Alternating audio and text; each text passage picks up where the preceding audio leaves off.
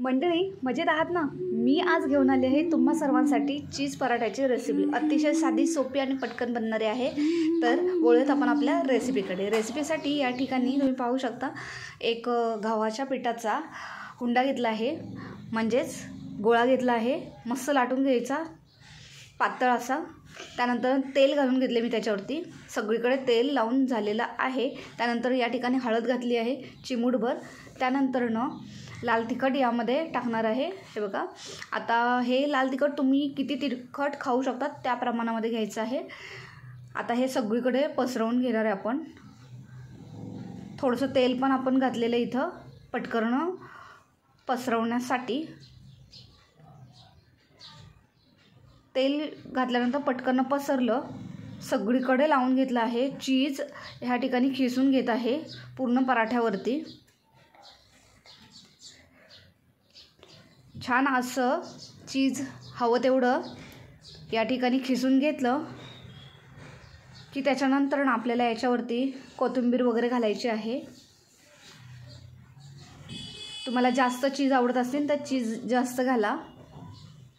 या ठिकाणी मी chilli flakes घातलेले आहेत, जवळजवळ हे पाव चमचा आहे। सगळीकडे घालून घेतले। त्याच्यानंतर कापलेली कोथिंबीर या ठिकाणी घालून घेणार आहे।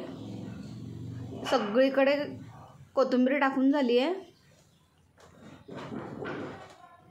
अतिशय साधा, सिंपल आणि अतिशय चविष्ट हा पराठा बनतो। हा तुम्ही भाजीसोबत, सॉससोबत, पुदिन्याच्या चटणीसोबत, कशाही सोबत खाऊ शकता। हे तुम्ही लहान मुलांना डब्याला किंवा नाश्त्याला सुद्धा हे देऊ शकता। अतिशय झटपट बनणारा आणि अतिशय सोपा असा हा पराठा आहे। पटकन फोल्ड करून घेत आहे इथं।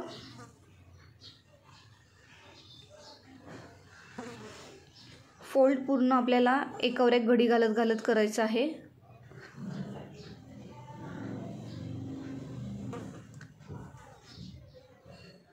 त्यानंतर आपल्याला याला गुंडाळून घ्यायचं आहे। अतिशय छान दिसतो हा आणि चवीला पण खूप चविष्ट आहे। जर तुम्ही तिखट जास्त प्रमाणामध्ये बनवला, बऱ्यापैकी जितकं तुम्ही खाऊ शकताल, तर यासाठी तुम्हाला भाजीची सुद्धा गरज पडत नाही। तुम्ही याला कोरडा सुद्धा खाऊ शकता किंवा लोणच्यासोबत सुद्धा ह्याला खाऊ शकता। इतका सुंदर हा पराठा बनून तयार होतो।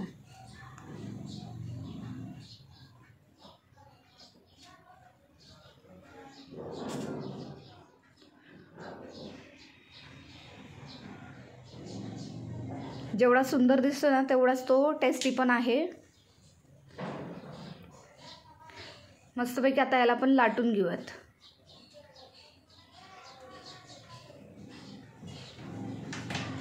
थोडं थोडं पीठ लावून आपण ह्याला लाटावं लागतं, कारण हा थोडा चिकट बनतो, पण चवीला अतिशय छान असतो हा।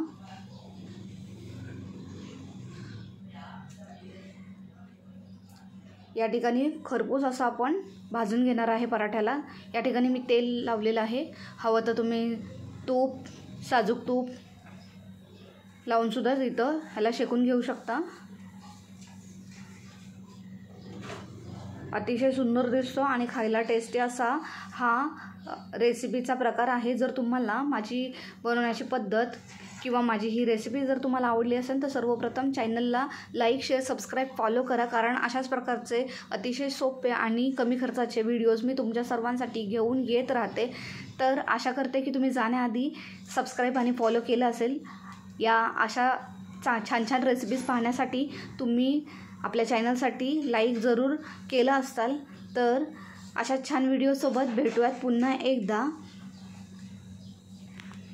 आपल्या आणि आपल्या घरच्यांच्या ओव्हरऑल हेल्थसाठी महाराष्ट्रीयन लोकांच्या घरामध्येच असलेले इसेन्शियल म्हणजेच गरजेच्या घटकांचाच वापर करून उत्तम चवीचे जेवण या चॅनलवरती मी अपलोड करत असते।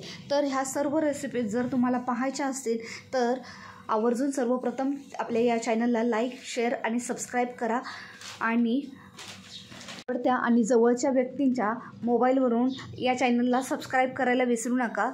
तर छान छान व्हिडिओज पाहण्यासाठी पुढच्या रेसिपीमध्ये येण्यासाठी आशा करते की तुम्ही आपल्या चॅनलला सबस्क्राईब आणि फॉलो करून झालेलं असेल.